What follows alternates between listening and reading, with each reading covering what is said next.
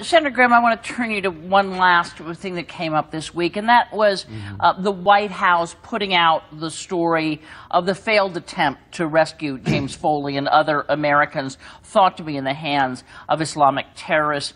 It happened more than a month ago.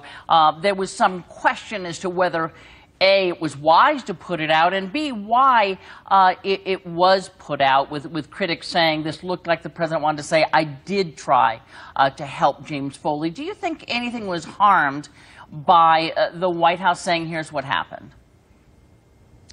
I don't really know, and my beef is not with the president being on vacation with his family. My beef is not with disclosing the operation to try to save these folks. My concern is that the president's strategy of leading from behind and light footprint has failed.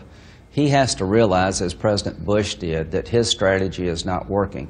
President Bush adjusted his strategy when it was failing, and he brought about a surge that worked. President Obama has to admit to himself, if no one else, that what he's doing is not working. We've talked about Iraq, but there's no way you can solve the problem in Iraq without hitting them in Syria.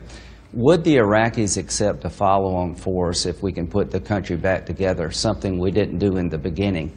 I think it would be a huge mistake to leave Iraq if it comes back together without a follow-on force as an insurance policy to protect us. We need to take everything, put everything on the table. We need to hit them in Syria.